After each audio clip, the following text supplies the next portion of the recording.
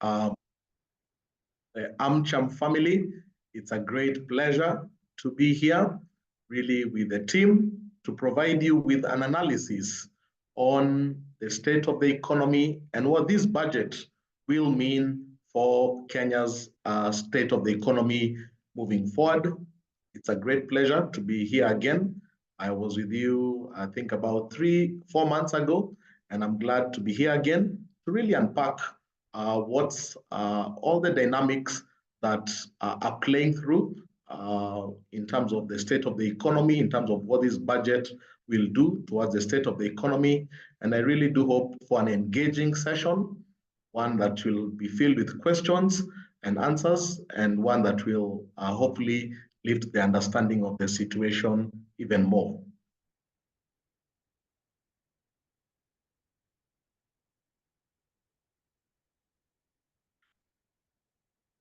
Okay.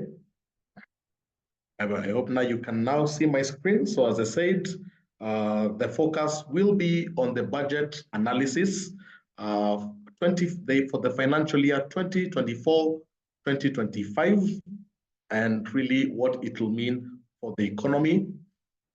Once again, I serve as the chief economist at Mentor Economics, and really our work is to deliver independent economic analysis to help firms and our partners maximize opportunity and minimize risk. In terms of the breakdown of the presentation, I'm going to start off with locating us on the state of the economy. Where are we in terms of the macroeconomic indicators? So I'll have a session on that, so we have a good understanding of where we are today, even before the finance bill has been passed. What's the state of the economy as we speak? Then I'll move on into the budget highlights, key highlights of the facts that were presented last Thursday by the CS of Treasury. Then I'll talk about the finance bill itself. What are some of the tax measures? How do they plan to raise these revenue that they plan to do so, as well as key takeaways for your businesses? What are the key takeaways that you should anticipate and that you should think through as you do your strategy for your independent company? So very quickly, in terms of the macroeconomic indicators, obviously we have to start with inflation. Right now, as we speak, inflation is at about 5.1%. It was a marginal increase from 5%. And really, the key driving factors are food and fuel. You can see food basket 6.2%, the fuel basket up 7.8%. But indeed, there are some items that are seeing a significant rise. If you look at onions on the left, 67%. If you look at tomatoes, 29% and such. So food and fuel continue to be the key drivers of inflation. In as much as headline inflation is 5%, that's where the CBK likes to have inflation. But if you really peel the onion, no pun intended, really, and look at some of the sub-items, such as onions, you'll see there are some categories where inflation is very high. Same thing for fuel, electricity, diesel costs. In fact, one of the key items that was being debated yesterday in Parliament was the impact of the road maintenance levy, that it might make fuel costs go up by 9 shillings. So, yes. We just need to sort out your presentation. So if you could pause momentarily and just go off video for 1 moment, then you come back. Sure.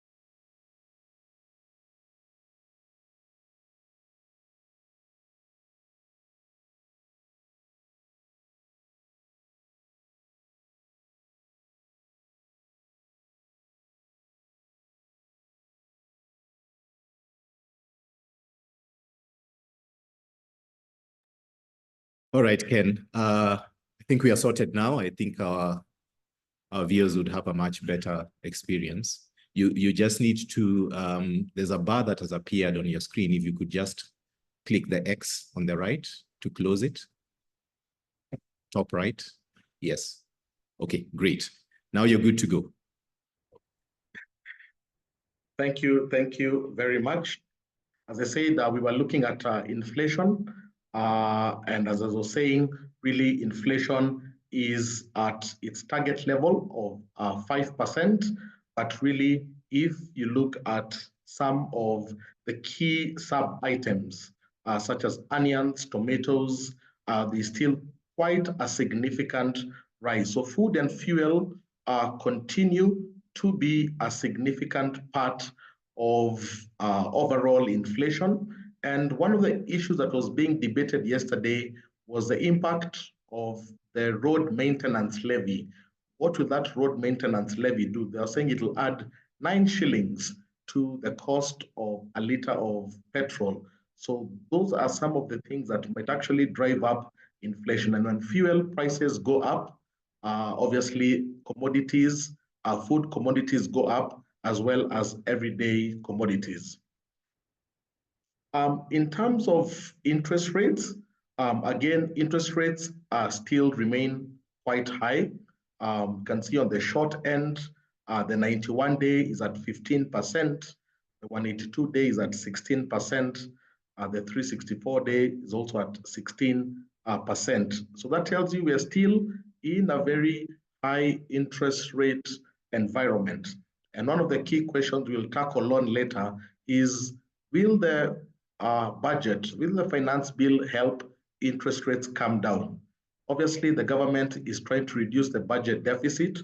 And anytime you reduce the budget deficit, the natural impact is interest rates will start coming down. So if you look at the budget deficit this year, and I'll show you those numbers shortly, you'll notice that the budget deficits will be much smaller and potentially would mean lower interest rates coming over.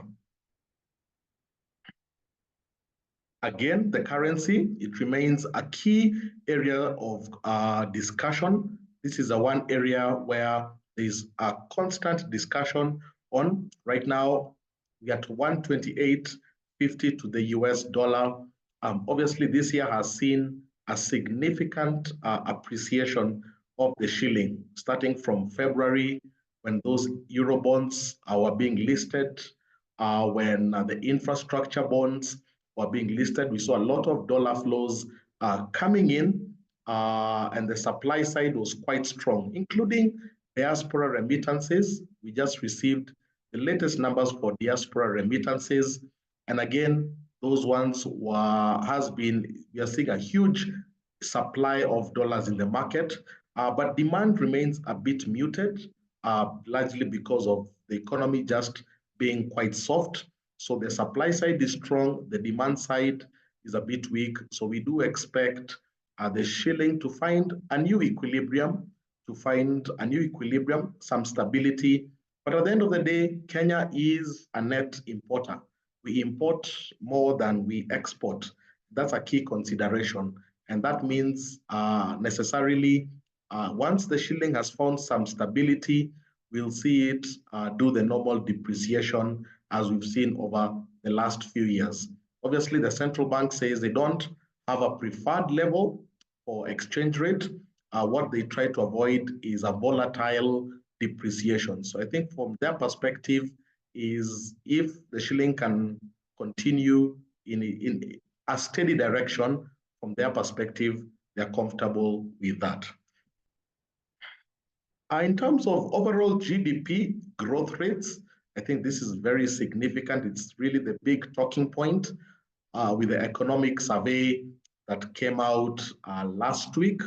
Really, that was a significant document. It came out about 2-3 weeks ago.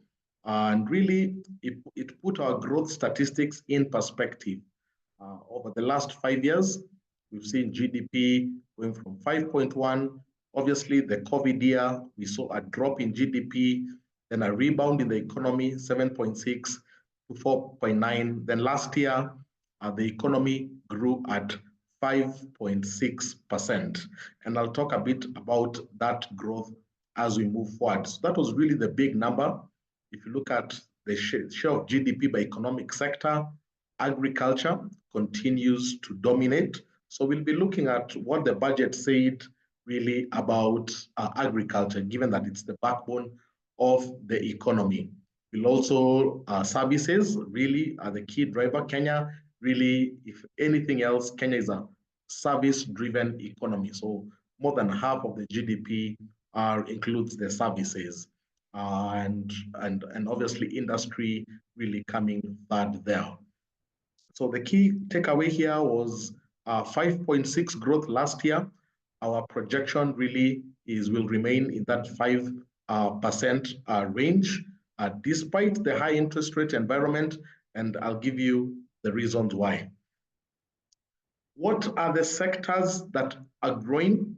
Really, I think the key takeaway was the sectors that really contributed to growth. We saw a rebound in agriculture, but really it's accommodation and food services. That's the sector that has really outperformed its peers. It really grew by 33%. In fact, if you look at the jobs created in 2023 compared to 2022, almost all the sectors reported lower numbers of jobs created, except accommodation and food service. So it's really the sector that really has been really growing, not just in the city, but around the country. But other sectors such as education, also coming in there, ICT, financial services, real estate. But really, the one sector that really went against the grain last year was in the accommodation and food service space. An important area, again, is thinking through what are CEOs' perspectives right now on the current state of the economy. And the CBK frequently conducts surveys. Is one that was just conducted about a week ago or 2 weeks ago, really asking CEOs, what are the perspectives on solutions to growth constraints? What are you as a CEO, what are your proposed solutions to factors constraining growth? And you'll find for many CEOs, managing costs, managing risks was really the top item. So most CEOs, as they are working on their strategy, many of them are really putting on their cost management hats. They're putting on their risk management hats to see how they can be able to contain the new costs that are coming up from inflation, from new taxes. So that's really the key area. Number two, the issue of digitization, innovation, enhanced use of technology. That came second. So it tells you a lot of CEOs, and that is connected to the first one because innovation and digitization in a way can help you cut costs. Obviously, globally, I know the big topic has been on AI, artificial intelligence, but broadly speaking, a lot of CEOs are looking at how do we use technology more to be able to reduce the cost. And the banking sector is one perfect example where traditionally banks would make loans in a very manual process, filling in forms. Many banks now have a mobile app where they've even pre-scored you, and you can quickly even request for a loan from your app, and you've already been pre-scored. And that cuts out all the paperwork, all the human beings, all the eyeballs that would have required to do that. So you can see digitization will be a big thing. Then again, diversification, particularly in companies that were dependent on one major revenue stream.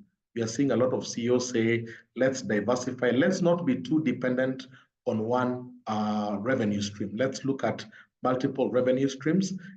And that speaks to innovation and the role of what innovation can do to help a company generate more revenue. So those are the key things, together with increased sales and marketing. So now in terms of the budget itself, that was the foundation. Now really look at the budget that was read last Thursday. Obviously, the budget was a 3.9 trillion. Sometimes when people look at these numbers from Treasury, they always ask, why do they quote, instead of saying trillion, why do they, instead of saying 3 trillion, they say 3,992 billion. Sometimes that confuses a lot of people. And this is just, I think, the language of accounting in public finance, just the language of accounting where numbers tend to be stated in billions. But of course, you'll be able to know that 3,900 billion just means 3 trillion. So that sometimes that confuses people. So we are looking at a budget of 3 trillion, 22% of GDP. The revenue side of it, they're looking at 3.34 trillion, and obviously a bit of grants, 1 billion.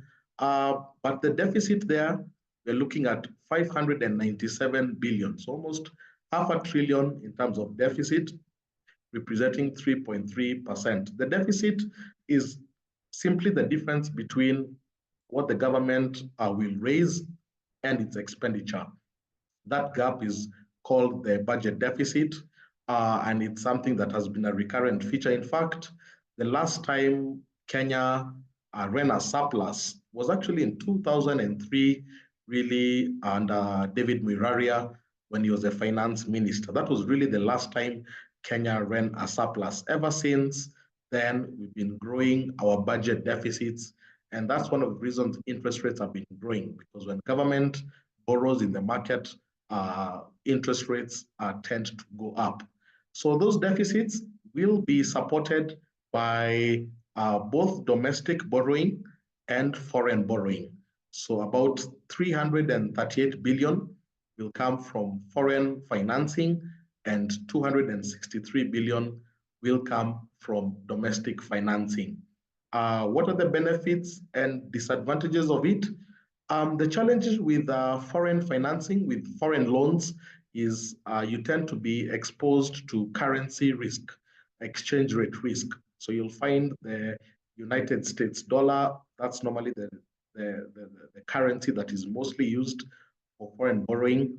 If your currency slides against the dollar, it means you'll have to pay more. In fact, last year, when the shilling was losing ground on the dollar, we saw our public debt go up significantly. In fact, I was saying for every 1 shilling drop, you'd see public debt would go by over 40 billion. So that's a challenge of foreign loans, loans from abroad, is you are tied to currency risk, and that can work against you.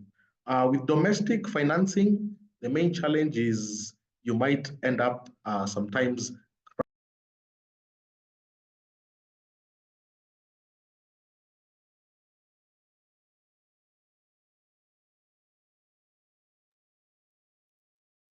Ken, we seem to have lost you briefly. You are on mute. Okay. Okay, you're back. We just put up your presentation again.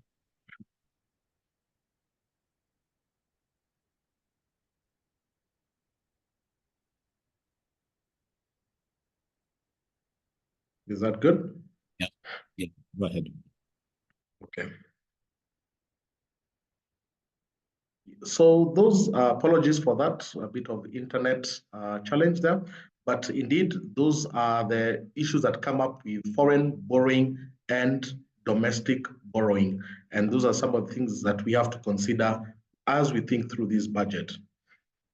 As I said very earlier, the budget deficit this year is expected to be lower than in previous years.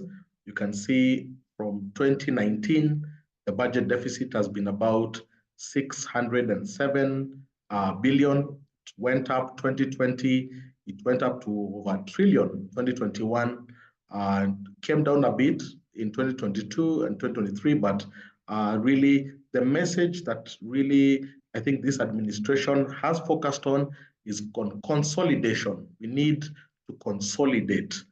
So we need to either, and consolidation can mean two things, either cut your expenditure or raise your revenue. And that's been some of the themes. So deficit is at 597 billion. It was actually less. It was actually 500 billion but in some dramatic last few hours, last Thursday, another 80 or so billion was added. So it went to about 597. So it just shows you the intrigues sometimes that are at play when also these numbers that are being put together, because they have a significant impact on many sectors of the economy.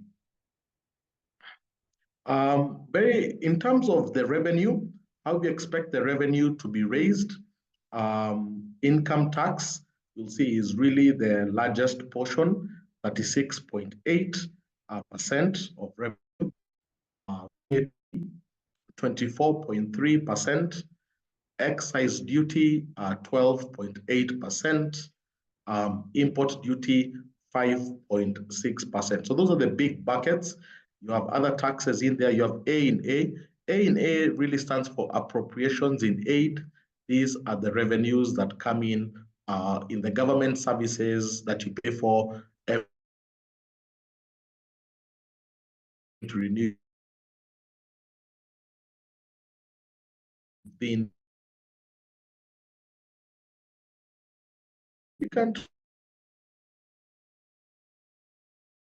part of really this area is looking at consumption taxes. I know we are looking at VAT separately, excise tax separately, import duty separately, but all these three, VAT and excise duty, are consumption taxes. Could even say the import duty. So while income tax really is considered a progressive tax. So if you combine the VAT and excise duty, you're seeing most of the revenue really is coming from consumption taxes. These are taxes that consumers pay at the end of the sales line. And the problem with the consumption taxes, again, is they can change economic behavior. The people can move to different products, and they are not very stable from that perspective. So you find in most countries, you'll find income tax is really the large tax. It's considered a progressive tax because as you grow in your career, as you grow in your salary, your contribution to the government also increases. So it moves in the same direction. But consumption taxes tend to hit the people at the bottom the most, particularly when unemployment is high. Consumption taxes can be quite destructive. And part of the reasons you're finding why young people on the streets today rejecting the finance bill is pretty much because of this huge dependence on consumption taxes that makes the cost of living go up, cost of edible oil, cost of mobile money, cost of a lot of household products. And that's the reason you're finding a lot of people really on the streets today demonstrating, because it really affects really their number one, it adds to inflation, and number two, it can actually slow down an economy because the cost of doing business is quite significant. Just very quickly on the breakdown on the expenditure, as I said, ministerial recurrent expenditure really at about 1.6 trillion.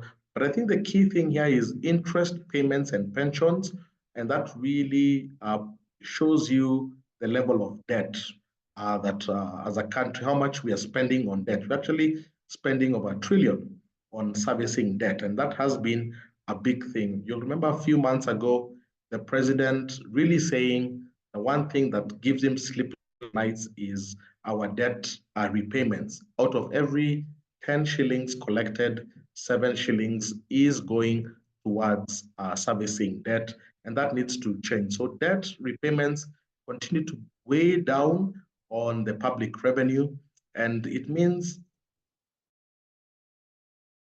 get delayed. Public services get delayed. So it's going to be a big theme, how we manage interest payments, debt payments, because really that really is the elephant in the room.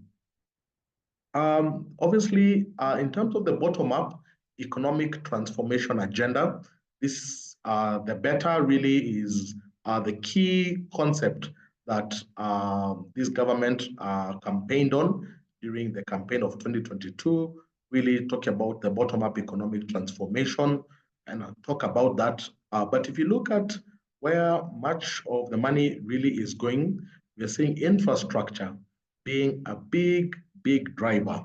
So our social sectors, the production economy, then government and public administration. But you can see infrastructure is a significant part of the allocation. And infrastructure is quite, it speaks to the type of our growth. Infrastructure investment is a good thing, number one. Let me just make that clear. Obviously, we do need better roads.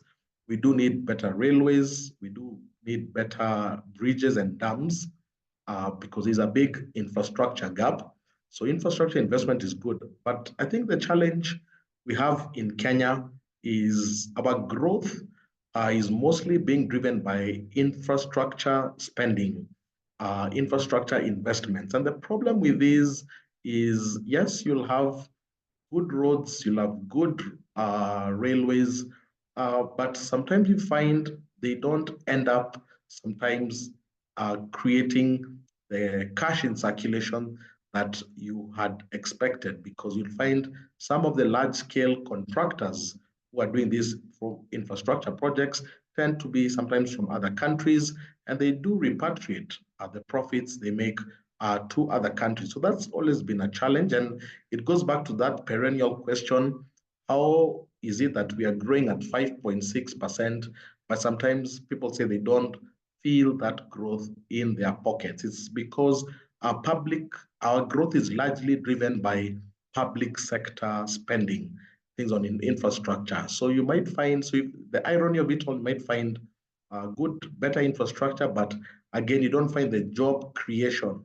In fact, if you look at the jobs created last year, they actually dropped down to 3.3%. So in as much as GDP was going up by 5.6%, the numbers of jobs created only went up by 3.3%. So you can actually create a jobless growth if those numbers are not well ordered. And it answers that curious question people ask of, why are we growing on paper but we don't feel it? That's one of the big things, and one of the things you have to watch out. But obviously, social sectors, education, health are there, government and public administration are there too. The thematic areas, I've already talked about it. This covers really, again, as I said, areas such as education, infrastructure, got huge allocations. National security is a big thing, but even equitable share to county governments. And I'll show you a breakdown of how that went, because devolution really is a big theme. And we saw the equitable share to county governments. That was a big, big debate last year. How much should counties get? Because that is where really transformation ought to be happening. The allocations to the counties, as I said, were at about 444. This includes the equitable share that comes from the budget, the conditional share that comes really from aspects of parameters that they meet, as well as now unique attributes to it. So you can see some of the key, really the breakdown. Obviously, how this has become a political issue, how these numbers should be allocated. It's now taken a political direction in terms of how should counties get funding. That formula has been challenged, but obviously I think it's going to be a topic that will dominate. But really what you have ahead of you is really the equitable share that each county is expected to receive moving forward. When you talk about the bottom-up economic transformation, it really has 5 pillars, and these are the 5 we were looking at. Number 1, we are looking at agriculture transformation.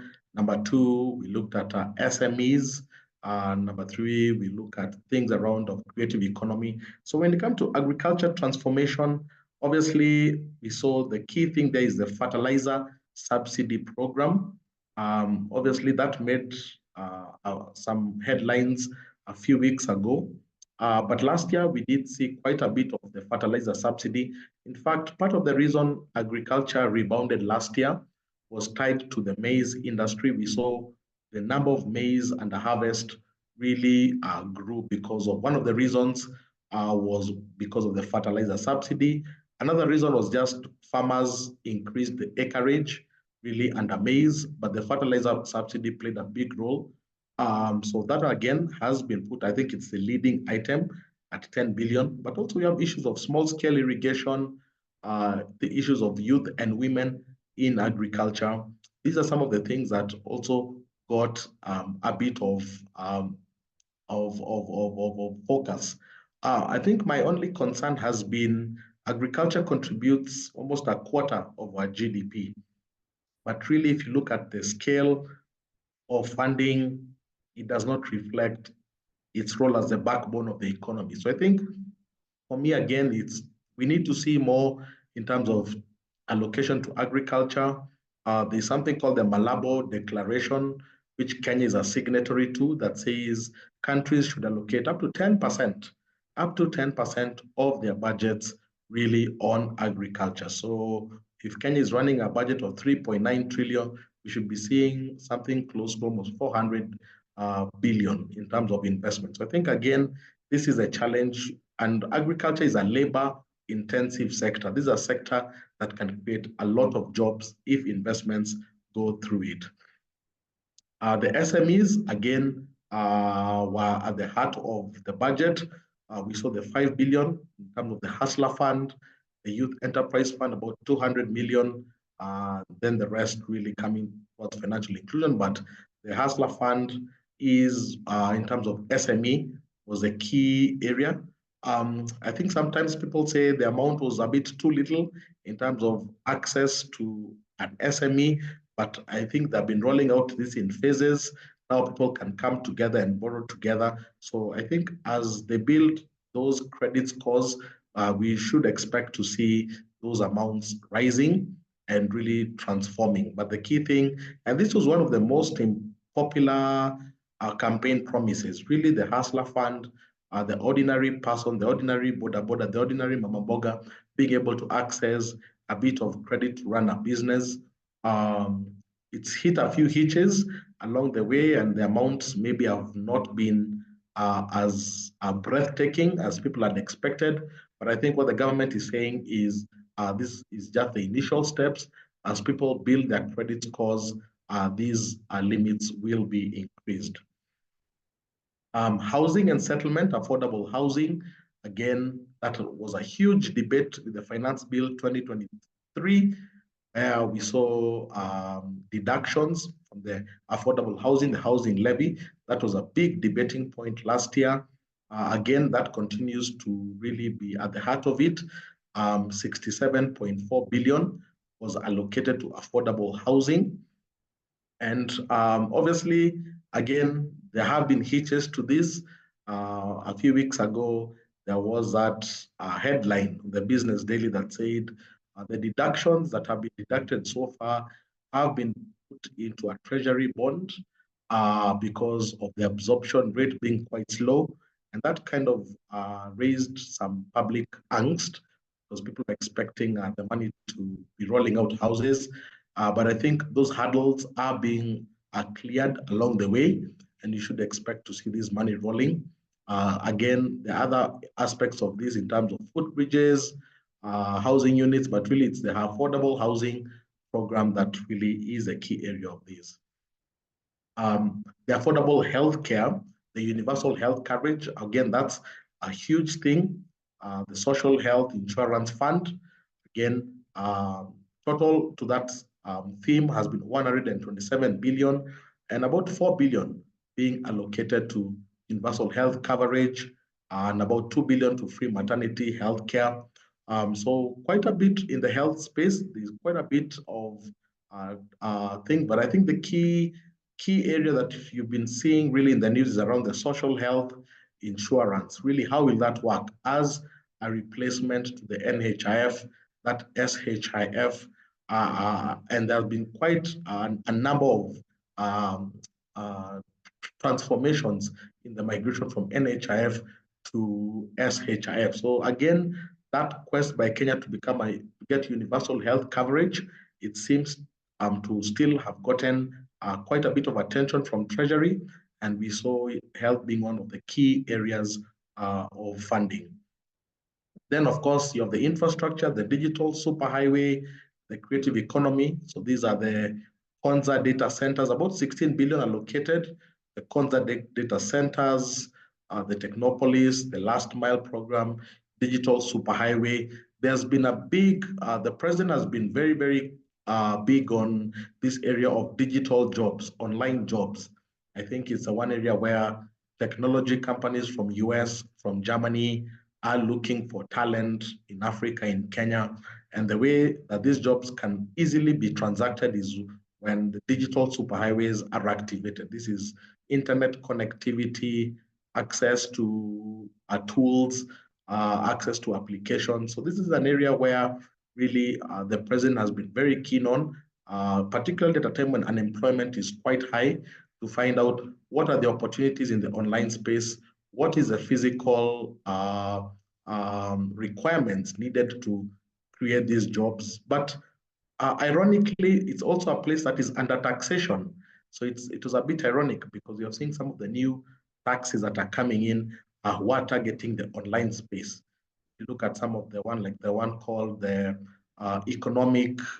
significant economic presence, 6%. That was affecting a lot of online jobs. In fact, some companies like Uber and Bolt had even threatened to say that they might reconsider if some of these taxes are not eliminated. So it's interesting. So you find the left hand is trying to create a digital superhighway, but the right hand is trying to tax it. So in a way, you find the net effect sometimes is kind of counteracted and not as transformative as I expected. But this indeed is a critical area. In terms of how are we going to achieve these revenues, obviously that is a subject of debate as we speak. Parliament is debating the finance bill 2024-2025. Started yesterday. They voted to add an extra day today because it's a very emotive. It has really drawn a lot of public attention. So even today, there will be a second day of debate. And as we speak, you'll find on your screens, the debate is going on. And it was quite interesting. I was listening to it yesterday, and the chair of the budget committee was tabling it for the second reading. And it was quite interesting. And he said something that's constantly repeated, but I don't think it's constantly analyzed. Number one, he said, over the last 10 years, our tax to GDP has stagnated at about maybe 15% to GDP. It has stagnated despite the economy growing. Our tax collected as a percentage of GDP has stagnated. And he compared it to other countries in the region, across the world, that are doing 19%, 20%, 21, 27%. And really that was a motivation for them to raise the taxes. And I thought that was an interesting explanation because the decision of how much revenue a country needs to run its objectives really is very unique to that country. It's actually a political decision. You'll find some countries are have a big government, so they're very leftist, where their really big government covers social services. And of course, in those countries, you'll find the tax collected is a big percentage of GDP.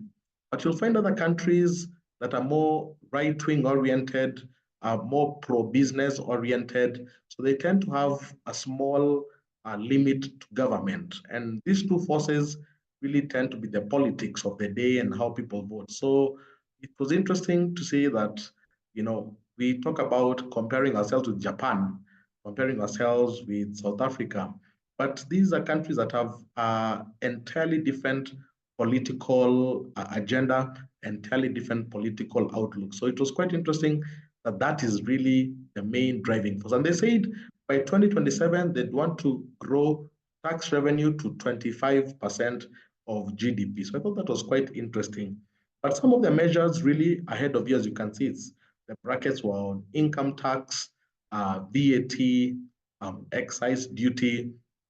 So we saw some of the areas that were coming in was, and of course, on Tuesday, 2 days ago, the president and the leadership came to make some amendments. But really, it was really on things like VAT, for example. There were some positive moves, such as increasing the threshold of VAT registration from 5 million to 8 million. So businesses that have a turnover of 5 million really are exempted from VAT registration. That was pushed up to 8 million. I would say that was a good thing because it allows companies to be able to build their revenue, build their structures before they can be able to sign up for VAT. So I thought that was a positive move. There was also the issue of there was that idea that everybody needs to be e-teams, but there was a pushback. They told farmers, avocado farmers, simple farmers don't have the wherewithal to sign up on e-teams. So we saw that was changed to anybody who 1 million shillings, anybody below that from e-teams. So that was a thing that was also highlighted. Of course, some of the things you've been told on the income tax-free allowances for the private sector increased from allowances from 2,000 shillings per day to a maximum of 5%. That was also well received. A review of the pension benefits tax structure was also well received. But I think it was really on the a bit of traction. This is on the VAT and on really the excise tax, where we saw initially things such as bread being submitted to VAT 16%. That was later revised. We saw a motor vehicle tax that had been introduced. That was also removed. We saw excise duty. But mostly it was this eco-levy. The eco-levy, I think for me, in the grand scheme of things, was one of the things that really was quite cautious in terms of it could have a big impact on the economy, the eco-levy. And the thinking about it really is we need to have a levy that pushes people to think through about climate change, conserving the economy. But the way it was applied, that eco-levy really was a cost, a burden to every entity. So the cost of edible oils, the cost of sanitary pads, the cost of tires, all these things were affected by that eco-levy. And I think it was a very heated area. Obviously, they made a U-turn on that, and they said the eco-levy will be applied to only goods that are manufactured outside the country. But at the very beginning, I said Kenya is a net importer. We import more than we export. So people are asking, is that really smart, given that we import so much more? So it means those eco-levies will apply to most of the products that we consume. We're not yet a net exporter as a country. So that eco-levy was significant. I remember I was talking to a businessman who runs a tire retreading company. And he was saying the tire retreading company is one of the most ecologically friendly businesses because you're taking a used tire and you're giving it a second life and a third life. But even that business was affected by the eco-levy. So the cost of a normal tire go up. If it's 7,000 shillings, becomes 8,000 shillings. If it's a tire for a truck, that's 50,000 shillings, goes up by 1,000 to 51. So I think that eco-levy is the one area where we have to really look at because it can have a significant impact on the economy. As I said, there were some concessions that were made after the public participation. We saw the 16% VAT on bread removed. The VAT on the transportation of sugar was also removed. It was a very curious explanation that was given by the chair on that. VAT on financial services and foreign exchange transactions. That was also a very, very, very heated one because it meant the cost of mobile money would have been much higher. that was removed. The motor vehicle tax was also scrapped. However, as I said, even though it was scrapped, we saw the road maintenance levy was increased. And this, in a sense, one of the questions people were asking yesterday was, was this a ploy to try and distract the public, show them that the motor vehicle tax has been removed, but very cunningly introduced that road maintenance levy. That was a big debate yesterday, but very quickly, I think that has been picked up, make the cost of fuel go up by 9 shillings and really erode any benefits that have been there. Excise duty on fuel, on vegetable oils removed. Again, this issue of the eco levy will not apply to locally manufactured products. But again, as I said, what people are saying is the quantum of locally manufactured products is quite small. Our manufacturing sector is quite small. Most of our goods are imported. So it will mean most of our imported goods, from sanitary towels to diapers, to phones, to computers, to tires, motorcycles, will be impacted by the motor vehicle levy, contributing to inflation, as well as the levies on the housing fund and the social health insurance fund will become tax deductible.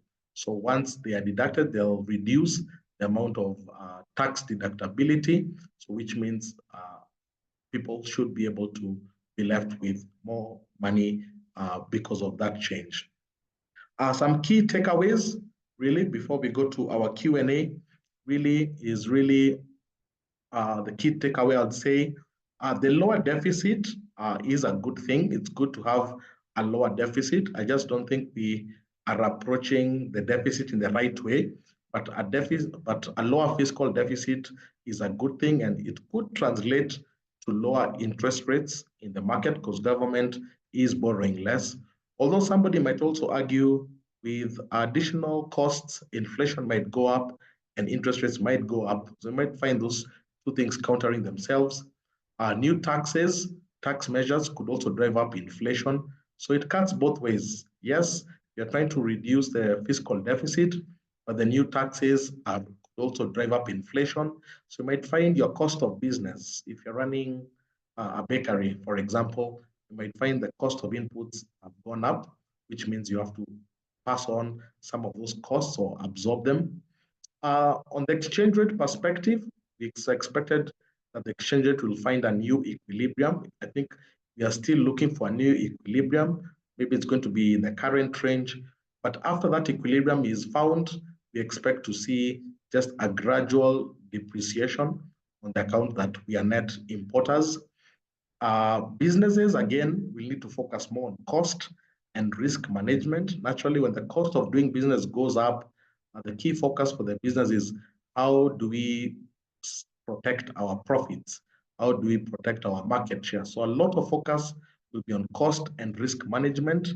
There'll be investments in innovation to create a competitive advantage. We've seen many companies since COVID are taking up work from home, revise those leases for big office spaces, becoming a bit more lean and using that money maybe to improve their products. So a lot of focus on innovation to create a competitive advantage.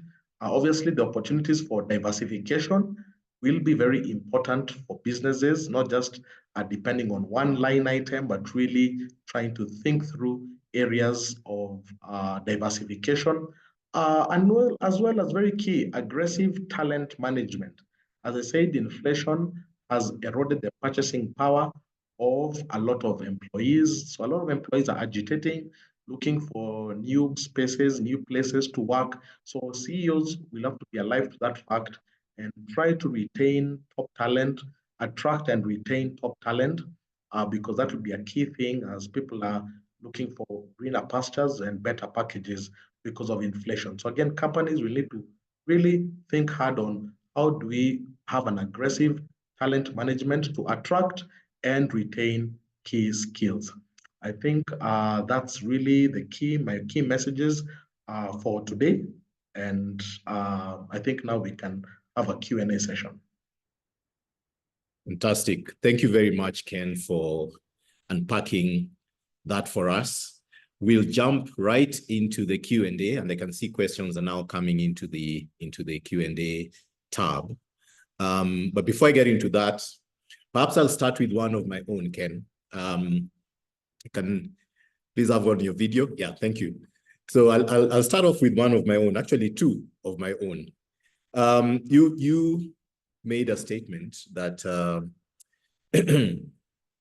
you know, the lower deficit is actually a good thing, but that you don't think that it is being managed the right way. If you could just give us your thoughts on what would be or could be a better way of managing this. So that's one. And then two, the concessions that we've seen the government make are apparently going to create a 200 billion hole in our budget. What options does the government have for raising that revenue apart from borrowing? So let's start with those two, and then we'll jump into the Q&A in the tab. Thank you. Thank you very much, Maxwell, for those very powerful questions. I'll start with the first one. As I said, a lower deficit is a good thing in the sense that it means less borrowing for the government, which could mean the crowding out effect will be less and interest rates could come down. So the objective is a good objective, but the way we are approaching it, as I said, is not the best way, because number one, I said, if you think of our GDP growth, much of it is coming from public sector spending. So this is on infrastructure. This is on those trips, those hotels, conferences that are taking place. A lot of our growth comes from those public sector spending. So if you have huge budget cuts, it means you're killing key avenues of growth for that particular area. In fact, I know one of the areas I've been saying is they need to have some significant budget cuts. So cutting public spending at a time when public spending is a driver of growth might not be very, very smart. I think what they would have said, and this is what the US does. The US, they also have a deficit problem, and they say for them, just cap spending. Say you're putting a cap on public spending over the next 5-10 years. So whatever we are spending right now, we'll continue spending, but it will not increase more and more next year. We'll cap it for the next 10 years. And that's one of the proposals the US is looking at, where they say non-military spending it should be capped for 10 years. And over time, it means the revenues grow because the economy is growing, people are paying more taxes. So over time, the revenue exceeds the expenditure without huge budget cuts. And that's a very smart way. The direction we are going is the direction Europe went after the global financial crisis, where you saw austerity measures. And Europe had a very painful session. Countries like Greece really struggled. When there are budget cuts, people really, many households fell into poverty, many businesses fell into poverty. So you have to be very, very careful with austerity measures. I think the key thing is place a cap on it, grow your revenue, then over time, those revenues will cross and become more than their expenditures. Yes, indeed, you saw the concessions made in terms of by the government. I think they felt the political heat. As I said, they've tried to sneak in some new things like the road maintenance levy. So I don't think that hole will be as big as the 200 billion. I think there are many things in there that are very silent, very hidden. I think the public has been just alive to everyday consumer goods, so bread and M-Pesa. But I think things like the road maintenance levy, people had not really looked at it. But that one, actually, somebody would even argue, would even raise more revenue than the motor vehicle tax that has been scrapped.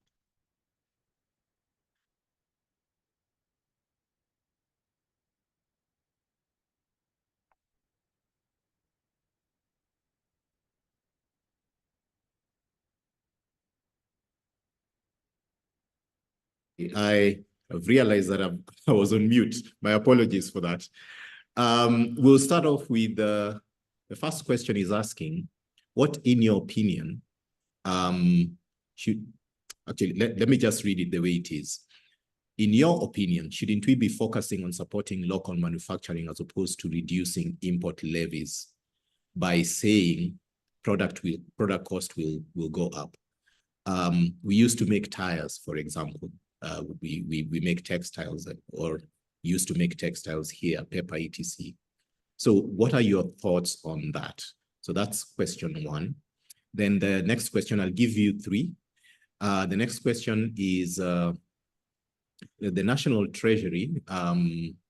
Actually, no, this we've covered. The fact that the concessions and given in the finance bill may not raise the projected revenue. And so what then happens from an appropriation county allocation? So that's the distinction. So my question was a bit broad, but then I think this particular question is asking, if we don't meet the budget as presented, given the concessions that have been made, what is the likely impact on county allocation, which, as you said, is really where the rubber meets the road as far as development is concerned. And then one last one before I hand it over to you. Provision for pending bills were missing in the supplementary bill. What is likely to happen in the 2024-2025 financial year, given that these bills actually continue to increase by the day? So I'll let you tackle those three, and then we can move into the next batch. Excellent, really excellent questions there. And the first one I think is extremely important on manufacturing, supporting manufacturing. And I completely agree. We need to start our domestic production. In fact, if I say nothing else today, it should be we need to boost our local domestic production, because that is where jobs are created, meaningful jobs that give people dignity. And indeed, for production to happen, we have to look at what are called the 4 factors of production: land, labor, capital, and entrepreneurship. These are the 4 factors. These are the 4 building blocks that you have to harness as a country before you can begin domestic production. And my problem is these factors of production are not being given the attention they deserve. So what we are doing, adding costs to foreign goods, but not addressing the fundamental challenge of our production. So yes, you'll say we'll add an eco levy on sanitary pads, for example. But the question is, yes, you'll make foreign goods more expensive. Why don't we address the factors of production? Why is it that creating domestic sanitary pads is so expensive? Why is it in our agriculture sector, we are importing onions from Tanzania, we are importing sugar from Brazil, 95% of our wheat? It has to do with the factors of production: land, labor, capital, entrepreneurship. And we have abandoned that narrative and said we'll just make the cost of foreign goods expensive so we can compete. So it's a very lazy way of trying to become competitive. It's almost as if you're an athlete, and instead of saying, as an athlete, I want to win this race, I'm going to improve my diet, I'm going to improve my exercise, what you're saying is, I'm going to make my fellow athletes less competitive. And that's not the way to go. You need to focus on yourself to become more and more productive. You know, Brazil had this approach in the early 80s where they said they need to support local computer manufacturing sector in Brazil. So they made it very expensive for any foreign company to sell computers in Brazil. But they did not improve the conditions in Brazil for computers to be made. So what happened essentially was Brazil lagged behind in terms of ICT, and within 5, 6, 7 years, Brazil was so behind the rest of the world that they had to remove that policy and starting to import computers. So the key thing is address the root causes of production.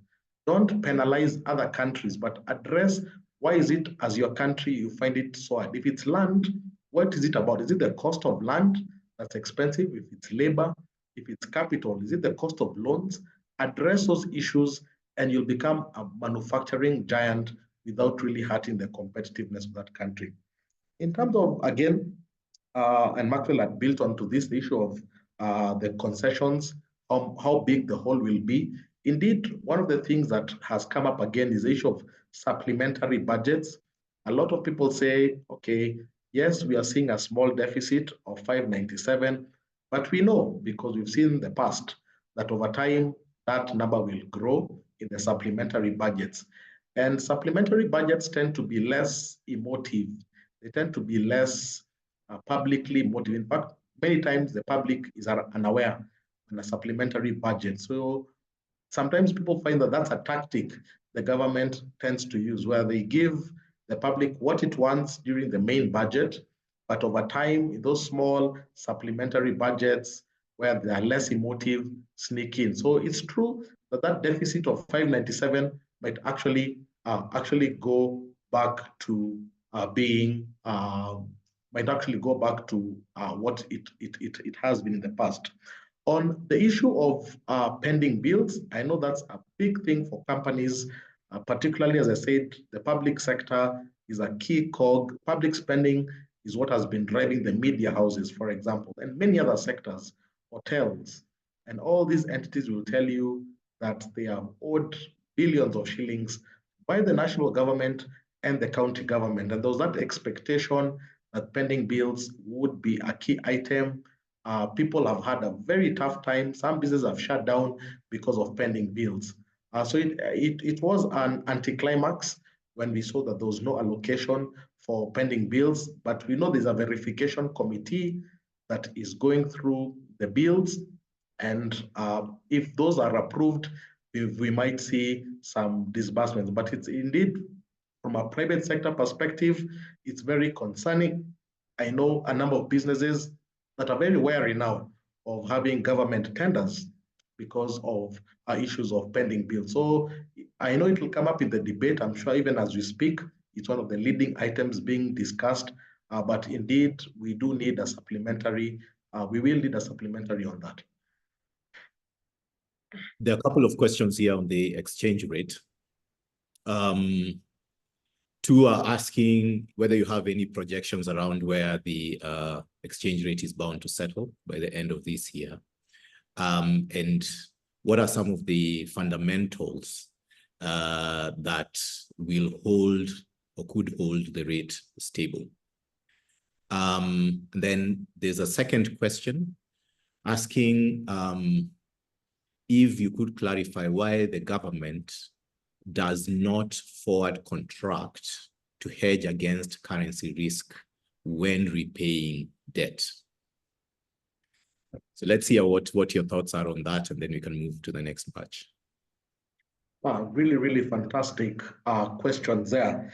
On the exchange rate side, the big parameter will be what the US Fed will be doing. Our expectation is the US Fed will lower interest rates in Q3 and Q4, at least once, but people are expecting twice. And what that will mean is all the funds that had gone last year to chase high returns might start coming back to emerging markets, might start coming back to Africa. So we expect to see dollars coming back to emerging markets, and that will be a good side. In fact, we saw the European Central Bank, again, another key player, about 2 weeks ago, they lowered their interest rates. They lowered the interest rates for the ECB rate. And of course, even at a time when inflation for them was not at the level they would have wanted, but I think also the political nature. And again, it's good to remind everyone that 2024 is the year of elections. It's the biggest year of elections. So big elections, the UK, US, India, South Africa. And these political contestations are also having an impact on the economy. So I think the ECB lowered interest rates. We expect the Fed, because high interest rates have slowed down those economies so much. In those economies, everybody has a mortgage, everybody has a car loan, everybody has a credit card. So high interest rates really bite. So I think there's a big push towards low interest rates. Now, those low interest rates will be favorable for us because it will mean more investors will start coming back and more dollars. So that should provide some stability for the shilling in Q3, Q4. So I expect a bit of appreciation as we go to Q3, Q4. But indeed, in the grand scheme of things, as I said earlier, we are a net importer and we import more than we export, so a bit of pressure. So I expect us to see a gradual, towards the end of the year, gradual appreciation. Then from then on, it will be a gentle depreciation moving south. So we might go to 127, 126. But once we hit that stability, I expect us now to start moving back to the 130s and the 135s into next year. Right. In terms of the second question was, why does the government not use these forward contracts in terms of locking in rates? Well, the government does have its own forecasting team on exchange rate. They just tend not to publicize those numbers, but they do have a clear indication where they expect to see the currency moving forward. But the question that maybe you are asking really is, when we are negotiating these loans, particularly foreign loans, do we have a good sight of where exchange rate will be? As I said, the challenge with exchange rate forecasting is it's not just dependent on domestic factors, it's also dependent on global factors. So issues such as the Iran, Hamas, Israel issue, it might make oil prices go up, inflation goes up, and exchange rates go out of the roof. So these are things that no country can really forecast, issues such as the Russia-Ukraine. So there are geopolitics that are involved that prevent it. So a country can do what it can, but no country has a single lever on controlling exchange rates. So it makes it very, very hard. And that's the reason really forecasting is more of an art really than a science. All right. All right. That makes a lot of sense. There's an interesting question here. Why can't we just print money to fund some of the expense that we have and maybe find a way of managing and setting limits, monitoring and setting limits? Why is that not the practice? No, that question has been coming up very, very frequently. Maxwell, as you told the audience, I do have a podcast, and we had a whole episode where we dedicated to that particular topic of currency printing. And a lot of people look at the United States and they say, you see, the US did what is called quantitative easing, which was really printing currency, particularly during COVID. Why can't Kenya or South Africa do the same? I'd say for the US, it was quite unique when they were printing their currency because at that time, interest rates were at 0%. So they could not move interest rates any lower. They were at 0%, yet they still needed to boost the economy because COVID was a very difficult time for the economy. So the way interest rates are used towards managing an economy is quite simple. When you want an economy to pick up, when things are very slow, you lower interest rates. When things are overheating, when things are moving too fast, you raise interest rates to cool down the economy. And those are the tools that central banks use. But the US found itself in an interesting situation where it was at 0% and needed to continue boosting the economy. So the only option they had was to print currency to be able to boost it. For Kenya, that's not the case. Our interest rates are actually quite high. We can still use the lever of reducing interest rates to boost the economic growth. You can reduce interest rates. Now, when you get to zero, we are very far from zero. Right now, I think our base lending rate is almost 13%. So there's a lot of room to reduce interest rates.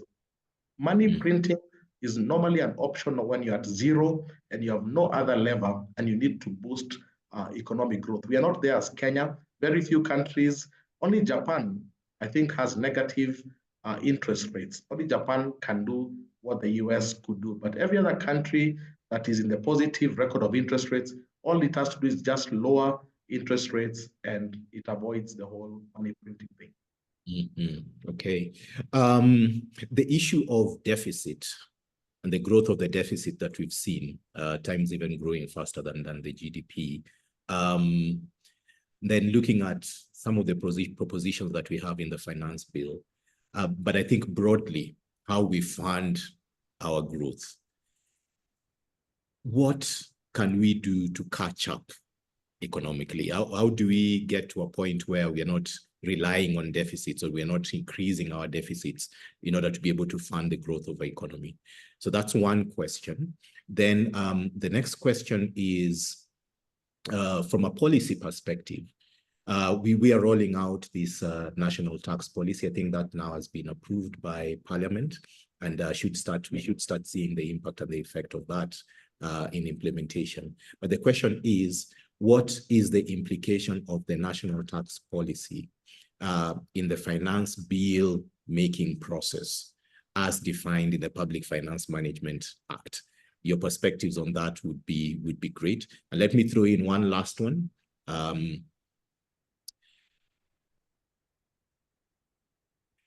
There's a question here on why are income taxes such a low portion of government revenue compared to other countries? Is this something that is unique to us as Kenya? Very, very, very insightful question and very, very exciting questions. I think on the issue of deficit, I think it's good to look at our economic history. I think at the very beginning, I said since 2003, really at that time, David Miraria was the finance minister, and he was able to achieve a surplus. That year we saw the revenue was more than the expenditure. There was an interesting thing that happened around that time. Because of that surplus, interest rates were extremely low. And I remember the Kibaki administration got a visit from the IMF. There was a whole IMF delegation that came, and it was actually led by a Tanzanian. And they warned Kibaki that if interest rates go any lower, what will happen is the bond market might actually be dislocated completely. So it was, in a way, it was a veiled threat that you can't allow this to happen. But if you remember, the magic of that period was because interest rates were so low, banks were not making any money from bonds and treasury bills. Banks were falling over themselves to lend to ordinary people, ordinary businesses. If you talk to anybody who did business during the Kibaki time, they tell you banks, all you had to show was a pay slip, and a bank would give you a loan, because banks were making 1%, 2% on treasury bills. So it was better for them to be able to try and raise money from lending to the private sector. And that's why we find the private sector is very vibrant, which is not the case right now. Right now, interest rates are quite high, 16, 17%. So even to get somebody to get a bank to lend to a risky business is very hard, because the bank will say, you're getting 20%, 19% from an infrastructure bond, risk-free. What is the incentive of lending to somebody who wants to do a property development, might not even get full occupancy, might struggle with paying the loan, when you can just get a nice clean bond at 17, 18%. So that's what we call the crowding out. So these deficits tend to raise interest rates significantly. But I think it's tied in terms of why has those deficits grown. I think it's also because of the political economy of the time. The previous administration was very focused on infrastructure. At that time, you remember, almost every road in Nairobi was under construction. And as I said, infrastructure has its benefits, but sometimes some of the big infrastructure projects, the SGR, the roads, they don't pay themselves overnight. It takes a long time before these projects pay themselves off. So you can easily find yourself in huge debts, which is what Kenya and most African countries did. They found themselves in huge, huge debts and huge, huge deficits, and they have to raise more to repay those loans. So it's a delicate balance. I think the key thing is you want to get money into people's pockets. That's really where good economic planning is. And I think that's where the focus has to be moving forward in terms of, yes, we do need a deficit, but deficits need to be there to cover unexpected consequences. In fact, If you look at the original implementation of deficits, historically, it was during times of war or during times of pandemic. But the way we've created our public finance is it's almost always expected that there will be a deficit, which is something we need to constantly challenge as we move forward. On the issue of the national tax policy, again, that has come up for the first time since independence. Kenya has a national tax policy. It's been something we've been calling out for quite some time to guide it. I personally was not very satisfied with it because of the principles undergirding it. I didn't find the principles undergirding it. And what are the principles of taxation? This is really what Adam Smith in The Wealth of Nations talked about the principles of taxation. I was expect to see proportionality, that income tax is proportional to one's status in life. So somebody who is a high net worth earner should be able to be paying proportionally a tax proportional to that rate, as opposed to what we are saying right now, which is very heavy really on consumption taxes. We were expecting to see progressive taxes. So proportionality is one of the key principles of a good tax policy. Number one. Number two is convenience.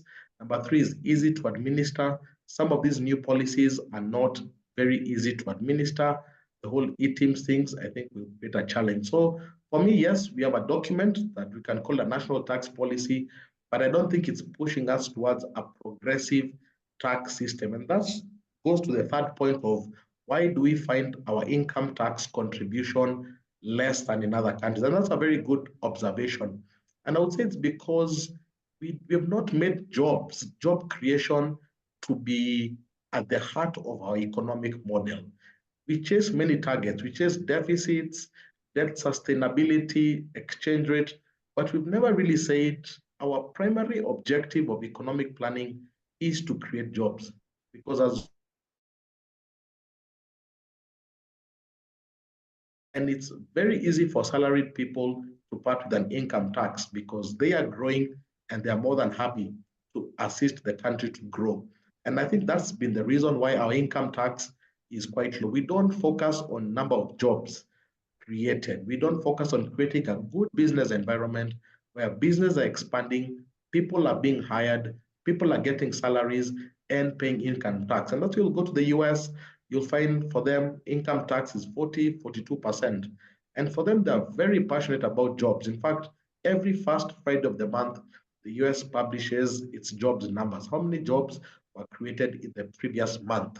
So it gives people a sense. And we need to adopt that, a very jobs-obsessed economic model. In fact, in America, to be reelected as a president, people look at how many jobs were created, what's the unemployment. For us, we look at other areas, but we don't look at jobs. And that's the reason we are not growing the income tax slice as we should.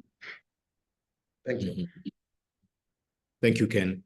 As we close, two final questions.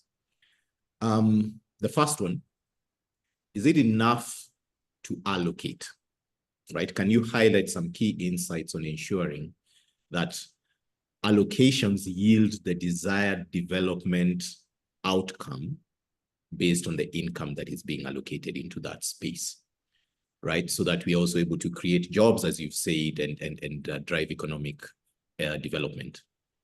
So if you look at the excitement around climate change forecasts, etc., what points to this new focus in this year's budget? What sort of insights can we glean from that? And I think finally, and somewhat related to the whole aspect, this newfound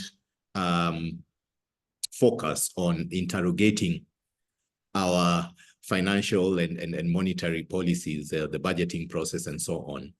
Someone is asking here, given the Gen Z's involvement in this week and them becoming a powerful tool for advocacy, what do you think this therefore means for government when it comes to subsequent fiscal planning processes? What are we likely to see, or should the government react and involve these groups of citizens as part of the entire budgeting, fiscal making process? So I think we'll take those two, and then we'll need to bring these to a close. And so Ken, take those two questions, and you can give us your parting shot. Many thanks, Maxwell. I would say you're absolutely spot on the issue of allocation. Allocation is numbers we see on paper, and people will wonder, are they getting to the ground? In fact, I've always proposed that once we're done with the main budget, we need to go to sector by sector and see what's happening. Because if you look at agriculture, yes, it's gotten its 54 billion, but you go down to the ground, they'll tell you extension services, there's almost no extension services happening. Yet that is critical to a farmer understanding the soils, the climate, on what to plant. In fact, they'll tell you a lot of the salaries are going towards, a lot of the allocations are going towards salaries in terms of agriculture. So we need to see, and each sector should be able to break down what exactly is going in terms of recurrent versus development, in terms of that breakdown. And for me, I think that's a key part that often goes missing, particularly in these discussions. And you end up with good allocations on paper, but you don't see the transformative power in terms of that. In terms of climate change, as I said, there was that eco levy that had been applied, but I think it needs to be rethought, because what's going to happen is it's going to actually make the cost of doing business for other things become that much more expensive. I think if there was a focus more on really being given subsidies, that would have been a much, much better approach in terms of the tree planting initiatives. This eco-levy, I think, has been applied to so many things, even things that are ecologically friendly. And I hope today, as the debate is going on as we speak, these are some of the things that will be modified, particularly in terms of that, including in terms of fuel, in terms of renewable energy. The taxation on those sectors can make the journey towards renewable energy that much harder if we don't look through it. What we saw in terms of the Gen Z participation, I think it's something many of us had predicted in terms of eventually this was going to happen. I've always said, if you look at Kenya's economic history, it tends to move in cycles of 30 years. So if you look at when the British came to Kenya in the 1890s, setting up the railway, Mombasa, Kisumu, that was the initial part of the colony. It took about 30 years before agitation by Kenyans in terms of land became an issue. So that was the 1920s, 1930s, the period of the Harry Thukus and such. It took another 30 years before we got to independence. And the independence, the country's fathers really achieving independence. And that brought in a whole new set of leaders, Jaramogi Oginga Odinga, Jomo Kenyatta. That was really the importance of policy at that time. It took another 30 years. It takes us to the 1990s. And at that time, it was about multi-party politics. Remember the likes of Matiba, the likes of Raila Odinga, Martha Karua, really about multi-party politics. That was the key concern of that time. And I said, if you add another 30 years, it took us to 2022. And I remember saying before the election, I said, the election this time will be about jobs. It will be about the economy. It's going to be about young people who are graduating from college, can't get a job, can't be able to have studied the best in the best universities, best courses, and they can't be able to get a job. And I said, the concerns of this generation will not be about independence or multi-party politics. The concerns of this generation will be purely about jobs and the economy. And whoever wins needs to have a strong economic agenda, because what was coming up at that time is what exactly we had predicted. So from my perspective, I was not surprised that really jobs, and that's why I keep saying we need to go back to an economic model. Ask, is the finance bill, is the budget 2024 a jobs friendly, or it's not creating jobs? It's not just about hitting ratios and targets. It's about asking, are we creating good, meaningful, sustainable jobs? And I think what you're seeing on the streets is a huge clamor of that, which I expect will continue, not just till 2027, but I'd say for the next 30 years until a new concern for that particular generation comes up. Thanks. Ken Gishinga, Chief Economist at Mentoria Economics, and also the founder of Mentoria Economics. Thank you so much for edifying us this morning. I think this has been a really great session. You've clarified a lot of things, at least for me personally, and I want to imagine members who've joined the call. And so with that, I want to thank each and every one of you who has joined us this morning. I want to believe that this has been a good use of your 1.5 hours, and we will keep monitoring the developments around the budgeting process and the finance bill. And as usual, we want to make sure that we are front and center, being the ones who are bringing you updates and of course, engaging with government on your concerns with respect to some of the policies and the regulations, including matters such as the budgeting and finance bill that is now under debate. So with that, I want to bring today's session to an end.